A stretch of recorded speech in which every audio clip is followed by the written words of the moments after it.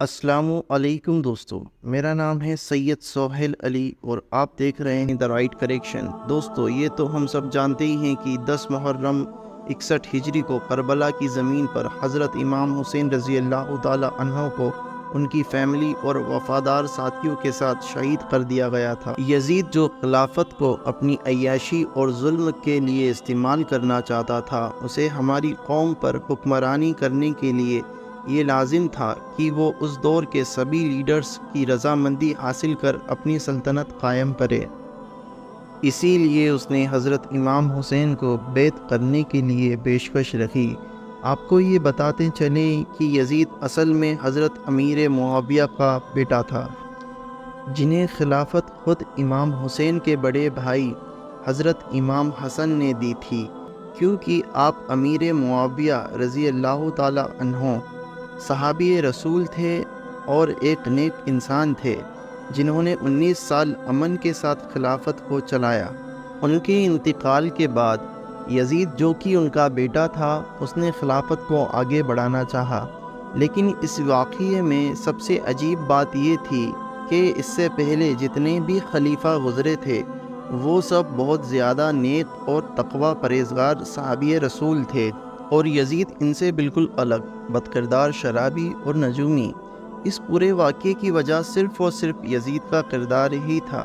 جیسا کہ ہم نے آپ کو بتایا کہ امام حسین کے بڑے بھائی نے خود اپنی مرضی سے یزید کے والد حضرت امیر معاویہ کو خلافت سونپی تھی، تو آپ اس سے یہ اندازہ لگا سکتے ہیں کہ حضرت امام حسین کو خلافت اور سلطنت کا کوئی لالچ نہیں تھا، لیکن پھر بھی آپ نے اپنی حیات میں یزید کو خلیفہ بننے نہیں دیا۔ اس کے پیچھے کی وجہ یہی ہے کہ اگر حضرت امام حسین رضی اللہ تعالی عنہ نے اس سے بیعت کر لی ہوتی تو یزید کا راستہ صاف ہو جاتا اور وہ اسلام کو پوری طرح تباہ اور برباد کرنے کی کوشش کرتا۔ وہ ہر ناجائز چیز کو جائز قرار کر دینا چاہتا تھا، جس سے لوگوں کا ایمان خطرے میں پڑ جاتا، لیکن مولا حسین کو یہ بالکل بھی منظور نہیں تھا۔ آپ نے تمام زیادتیوں کے باوجود بھی ایک بار بھی اپنے لیے یا اپنے گھر والوں کے لیے کسی آسانی کا سوال نہیں کیا۔ آپ لڑتے لڑتے شہید ہو گئے، یہاں تک کہ آپ کے ساتھ ساتھ آپ کا پورا خاندان بھی شہید ہو گیا، جس میں آپ کے گھر کے تمام بیٹے، بھتیجے اور بھانجے شامل تھے۔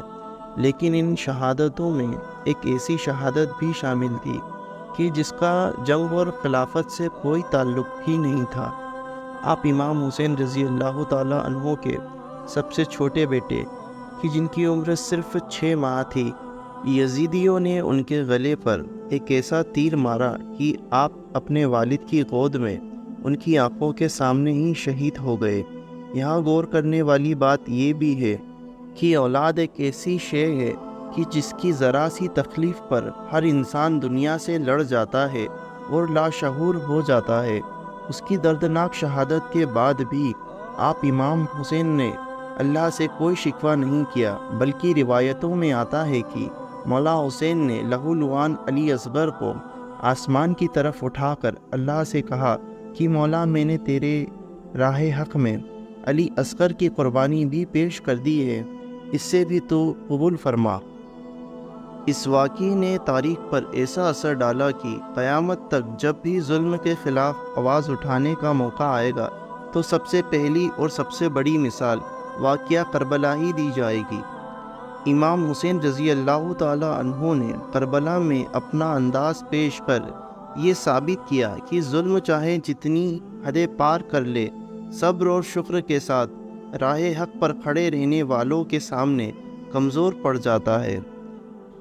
یزید کے جس نے امام حسین کو قتل کر اپنی سلطنت وقتی طور پر تو قائم کر لی، لیکن آج تک اس پر دنیا کا ہر انسان، نہ صرف مسلمان بلکہ غیر مسلم بھی لعنت بھیجتے ہیں۔ اس کا خاتمہ ذلت کے ساتھ ہوا اور امام حسین اور ان کے خاندان کے لیے قیامت تک لوگوں کے دلوں میں محبت اور احترام رہے گا۔ دوستو، یہ تھا ہماری سیریز کا دوسرا واقعہ۔ باقی کے 8 واقعات آپ کے سامنے جلد ہی پیش کیے جائیں گے۔ جب تک کے لیے آپ سے گزارش ہے کہ آپ اسی طرح ہم سے جڑے رہیں اور آگے بھی ہمارے چینل پر اپنی موجودگی بنائے رکھیں۔ ویڈیو پسند آیا ہو تو اسے لائک کریں اور برائے مہربانی چینل کو سبسکرائب کریں۔